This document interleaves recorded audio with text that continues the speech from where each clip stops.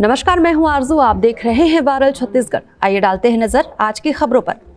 BJP जल्द ही उम्मीदवारों की लिस्ट जारी करेगी। इस बीच भाजपा कार्यालय एकात्म परिसर में संजय श्रीवास्तव ने प्रेस कॉन्फ्रेंस आयोजित की, जिसमें उन्होंने कांग्रेस पर निशाना साधा है। उन्होंने कहा कि कांग्रेस कहीं भी रण में नहीं है। भारतीय जनता पार्टी के प्रदेश महामंत्री संजय श्रीवास्तव ने गुरुवार को भाजपा कार्यालय एकात्म परिसर में प्रेस ब्रीफ में पत्रकारों से चर्चा करते हुए कहा कि 2018 के चुनाव में कांग्रेस ने बढ़ चढ़कर घोषणा पत्र में जनता से सुझाव लेने की बात को प्रचारित किया था। इसके लिए बकायदा टीएस बाबा जगह जगह घूम रहे थे, लेकिन इस बार नगरीय निकाय के चुनाव में कांग्रेस ने जनता से कन्नी काट ली है। भाजपा प्रदेश महामंत्री संजय श्रीवास्तव ने कहा कि कांग्रेस पार्टी और उनके प्रदेश अध्यक्ष दीपक बैज जनता से भाग रहे हैं, जनता के बीच जाने से डर रहे हैं। उन्होंने कहा कि अखबारों में प्रकाशित खबरों के अनुसार कांग्रेस का घोषणा पत्र तैयार हो गया है, लेकिन उसमें जनता की सोच, जनता की मांग, जनता का संकल्प नहीं है। आखिर कांग्रेस ने ऐसा क्यों किया?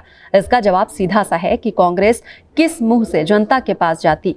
उन्होंने आगे कहा कि पिछले 5 साल सरकार चलाते कांग्रेस ने जिस प्रकार जनता के सपनों को कुचला है, अब वह जनता के बीच जाने से घबरा गई है। कांग्रेस का विजय केवल भ्रष्टाचार है, कांग्रेस का संकल्प केवल कुशासन है। ये कांग्रेस भी जानती है और जनता भी जान गई है। इसीलिए कांग्रेस ने जनता से सुझाव नहीं मांगे।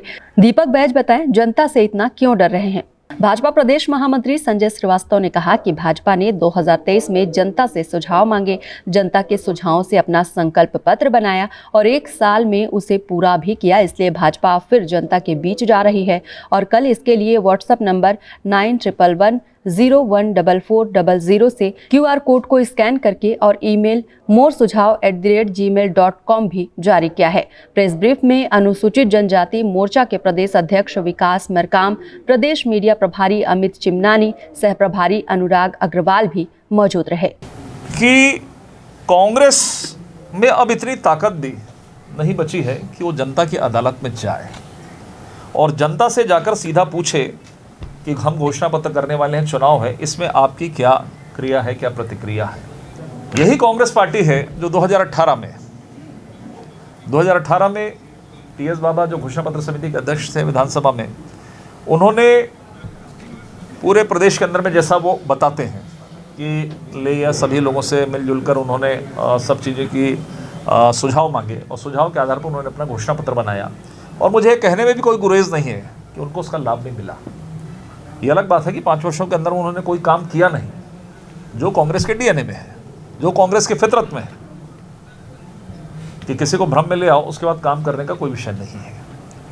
लेकिन एक बार फिर से चिरपरिचित अंदाज में और जो उनके डीएनए में है, किस नगरीय निकाय चुनाव में जो सीधा आम जनता से होता है, मूलभूत आवश्यकताओं के लिए चुनाव होता है, लेकिन उन्होंने प्रदेश की जनता, उस निकाय की जनता, उस पंचायत की जनता को इसके अनुरूप अनुकूल भी नहीं समझा कि उनसे 2, 4, 5, 8 दिन बातचीत करके उनसे हम सुझाव मांगे कि एक्चुअली आपके क्षेत्र में किन चीज़ों की आवश्यकता है। मैं इसको यहाँ से प्रारंभ कर रहा हूँ कि कांग्रेस की क्या सोच है जनता के प्रति, और परिणाम तो बताता ही है। जब लगातार परिणाम चाहे केंद्र में हो, चाहे फिर प्रदेश में हो, चाहे नगरीय निकाय में हो, जो जनता ने इनको परिणाम दिया है वो इन्हीं कारणों से है कि वो जनता के हितों की बातचीत नहीं करते हैं। तो दीपक बैज जी से मेरा इतना प्रश्न है कि जनता से वो इतना क्यों डर रहे हैं, ये दीपक बैज जी को आकर बताना चाहिए। लेकिन थोड़ा सा मुझे जो जानकारी लगती है वो इसलिए नहीं, जिसका उल्लेख मैंने किया कि 2018 का घोषणा पत्र, संकल्प पत्र जो भी था उनका, उसी की बात करते थे और जीतने के बाद भी उसकी बात करते थे। लेकिन 2018 के जो घोषणा पत्र में जो विषय थे, उन विषयों पर आपको मालूम है, चाहे शराबबंदी की बात करें, चाहे बेरोजगारी भत्ते की बात करें, चाहे स्व सहायता समूह की बहनों को ऋण माफ़ करने की बात करें, चाहे सिलेंडर की बात करें, सैकड़ों ऐसे वादे उन्होंने किए थे जिन वादों को उन्होंने पूरा नहीं किया। तो मुझे लगता है डर उनको ये है कि जनता के बीच में जाएंगे तो 2018 के जो सुझाव थे उसके बारे में जनता इनसे पूछेगी आखिर उसका क्या हुआ 5 वर्ष में, कि भ्रष्टाचार जो जमकर हुआ। और मैं तो ये कहता हूँ कि कांग्रेस का विजन ही भ्रष्टाचार है। इस नगरीय निकाय में यदि कब्जा करने का कोई बयान आता है तो बयान तो सामने दिखाई देता है, लेकिन पीछे यही है कि 5 साल हम कब्जा करके किस तरीके से हम भ्रष्टाचार करें। रायपुर का उदाहरण आपको मालूम है। मैं तो खुले तौर पर पूछता हूं कि कितना भूपेश बघेल जी ने नगर निगम रायपुर को ही बता दें कि 5 वर्षों में उन्होंने कितना फंड दिया या हमने 1 साल के अंदर में कितना दिया, अभी कंपेयर कर ले। कंपेयर करने की, तुलना करने की भी कोई स्थिति किसी के पास में नहीं है। कोई भी कांग्रेस का नेता ये बताने की स्थिति में नहीं रहेगा कि उन्होंने नगरीय क्षेत्रों के अंदर में क्या किया है। नगरीय निकाय चुनाव को लेकर नामांकन की अंतिम तिथि 28 जनवरी को है।